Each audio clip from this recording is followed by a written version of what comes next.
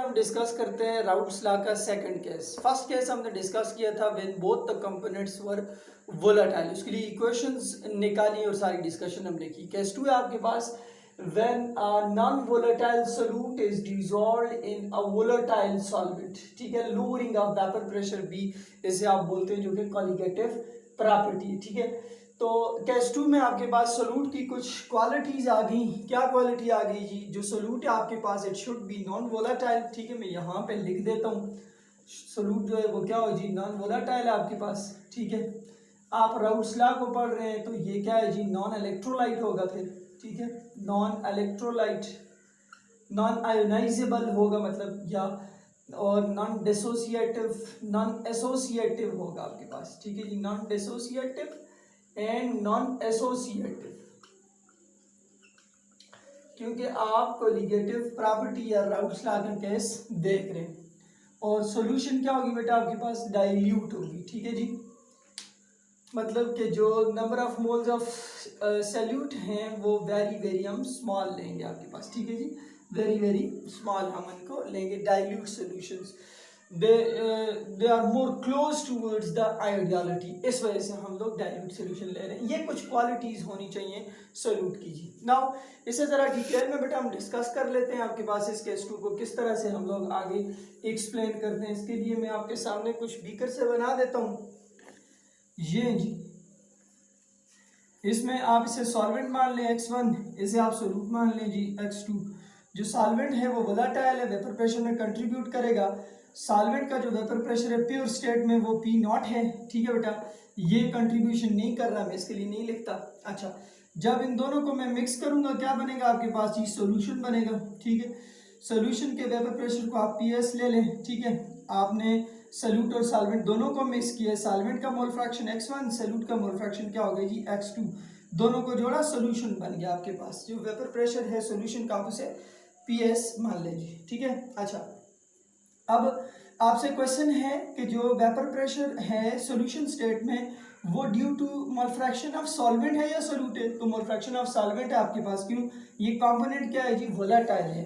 तो लिहाजा फिर मैं लिख सकता हूँ आपके पास कि vapour pressure possessed by a solution, ठीक है, is directly related with the mole fraction of the solvent, ठीक। जिस वक्त हमने सोल्यूट डाला है, कौन सा solute? Non volatile, non electrolyte, non associative, dissociative solute हमने इसमें डाला है, स्मॉल अमाउंट इसका डाला है, ठीक है बेटे। अच्छा, अब इस प्रोपोर्शनलिटी को हटाएं, इक्वालिटी को लाएं, तो PS is equal to what जी? P0 x1। P0 क्या है? वेपर प्रेशर है प्योर स्टेट में, कांस्टेंट है आपके पास, प्रोपोर्शनलिटी चेंजेस टू इक्वालिटी। इसे इक्वेशन 1 का नाम दे दें। आपको पता है कि sum of mole fractions x1 plus x2 किसके बराबर होता है? 1 के। तो x1 किसके बराबर है जी? 1 माइनस x2 के। आप ऊपर वाली इक्वेशन में डालें बेटा, क्या है जी? PS is equal to P0 अपनी जगह पे, फिर x1 की जगह पे आप क्या लिखेंगे जी? 1 माइनस x2 आपने लिख दिया। इसको अंदर मल्टीप्लाई करें बेटा, तो PS is equal to what जी? P0, फिर आपके पास क्या है जी?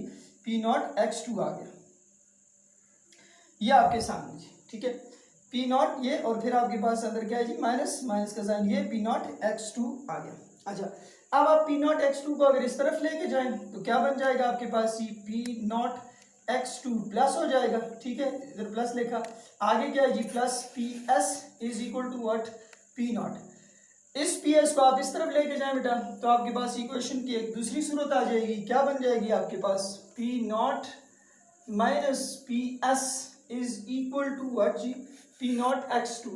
ये बड़ी इंपॉर्टेंट इक्वेशन है जी, this is very important equation. आप देखें तो इसमें क्या है? Vapour pressure due to the pure का when the state was pure, ठीक है, और vapour pressure possessed by the components in the solution state is equal to what जी? P0 और x2 के बराबर। इसे आप देखें बेटा तो this is change in pressure, ठीक है, मैं इसे लिख देता हूं डेल P। ये जो चेंज है क्या ये एलिवेशन में या आपके पास डिप्रेशन में? एलिवेशन ऑफ वेपर प्रेशर है या डिप्रेशन इन वेपर प्रेशर है? तो आपके पास ये डिप्रेशन है या लोअरिंग इन वेपर प्रेशर है। क्यों? कि जिस वक्त आप लोग सोल्यूट डाल रहे थे, ठीक है, आप सोल्यूट डाले बेटा x2 किस में जी? इस सॉल्वेंट में, सॉल्यूशन बने, ये सोल्यूट जो है वो नॉन वोलेटाइल हो, नॉन इलेक्ट्रोलाइट हो आपके पास।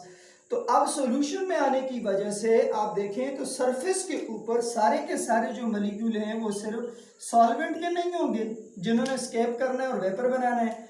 अब थोड़ा बहुत ऑक्यूपाई कर दिया है किसने जी, सोल्यूट ने भी।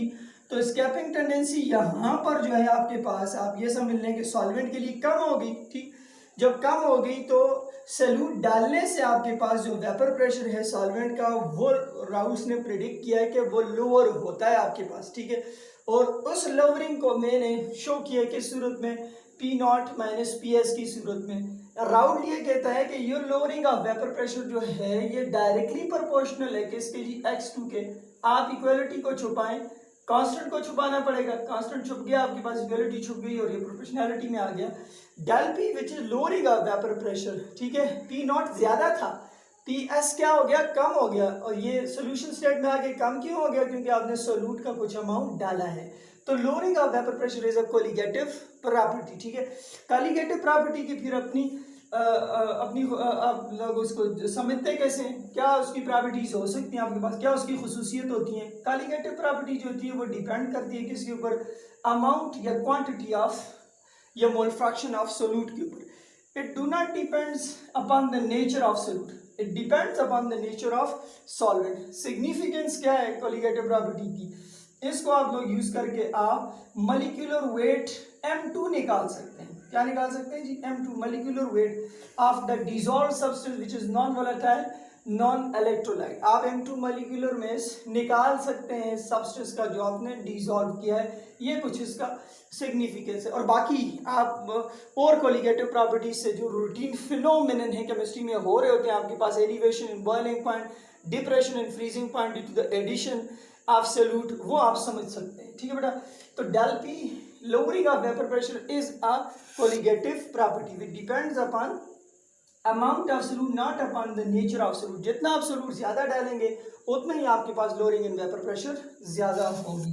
ठीक है, अच्छा इसको मैं दोबारा से लेता हूं तो P not minus P S, ये इसके साथ मल्टीप्लाई हो रहा है, नीचे जाके क्या हो जाएगा जी, डिवाइड हो जाएगा। This is equal to what जी, x2, ये इसके बराबर आ गया। ठीक है, अब आपके पास एक इक्वेशन ये और एक इक्वेशन ये बन गई। इस इक्वेशन 2 कहते हैं, इस इक्वेशन 3 कहते हैं। This is lowering of vapour pressure, it depends upon the temperature. With the rise of temperature जो वेपर प्रेशर लोअरिंग का मैग्नीट्यूड है वो ज्यादा होगा, but the ratio of lowering of vapour pressure and the vapour pressure possessed by the pure component, ये क्या रहेगा जी, कांस्टेंट रहेगा, इंडिपेंडेंट है टेम्परेचर के ऊपर, and it is equal to what, x2 p not minus ps और p not, it is actually relative lowering of vapor pressure। ये क्या बेटा, relative lowering of vapor pressure, ये किसके बराबर है जी, x2 के बराबर है। अच्छा, मजीद इस चीज को आगे लेकर जाते हैं इक्वेशन 2 को ही, या आप इक्वेशन 3 के ऊपर भी अप्लाई कर सकते हैं। इक्वेशन 3 के ऊपर देख ले बेटा, इस इक्वेशन 3 को आगे लेके जाएं। हमें पता है कि जो x2 है वो मोल फ्रैक्शन ऑफ सोल्यूट है, तो बाय डेफिनेशन x2 किसके बराबर हुआ, ये बराबर हुआ जी n2 bye n1 plus n2 के बराबर होगा। ठीक है जी, अच्छा अब आपको पता है कि N2 जो है it is the number of moles of solute, तो वो तो इंतहाई कम होते हैं आपके पास फॉर द डाइल्यूट सॉल्यूशन, तो हम इसे डिनोमिनेटर में नेग्लेक्ट कर देते हैं। मेरे पास बच क्या जाएगा, N2 बाय N1 बच जाएगा। ठीक है बेटा, तो N2 बाय N1 क्या होता है, number of moles of solute की जगह पर मैं लिख दूं mass of the solute divided by molar mass of the solute, weight of the solvent divided by molar mass of the solvent. ये W1 by M1, N1 के लिए लिखा, N2 के लिए W2 by M2, और इसको मैंने यहाँ से क्या कर दिया जी, नेग्लेक्ट कर दिया। ठीक है, इस इक्वेशन को मैं यूं लिख सकता हूँ, x2 is equal to what जी, W2 by M2, ये आ गया आपके पास, डिवीजन में है तो W1 M1 हो गया आपके पास।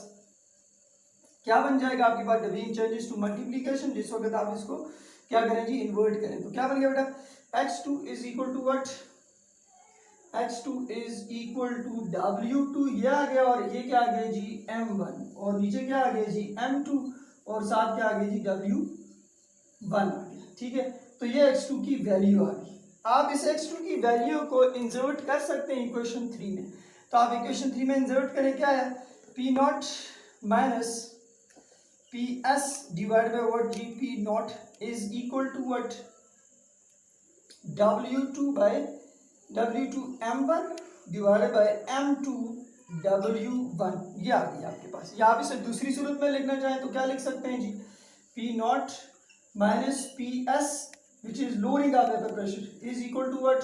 W2 M1 divided by M2 W1 into P not. ये जब डिवाइड हो रहा था उधर जाके क्या हो गया जी, मल्टीप्लाई हो गया। ठीक है बेटे, तो आप यहां से इस M2 की वैल्यू को निकाल सकते हैं। ठीक है, M2 के लिए आप बना सकते हैं, M2 इधर नीचे क्या हो रहा है, मल्टीप्लाई, आप इसको इधर ले जाएंगे, नीचे आ जाएगा आपके पास। ठीक है, तो आप मॉलिक्यूलर मास को निकाल सकते हैं, जो कि कॉलिगेटिव प्रॉपर्टी का क्या है जी, सिग्निफिकेंस है। तो इस तरह हमने केस 2 में स्टडी किया कि लोअरिंग ऑफ वेपर प्रेशर क्या है, और जिस वक्त आप नॉन वोलेटाइल सोल्यूट को डिसॉल्व करेंगे वोलेटाइल सॉल्वेंट में, तो वेपर प्रेशर के ऊपर क्या चेंजेस आएंगी।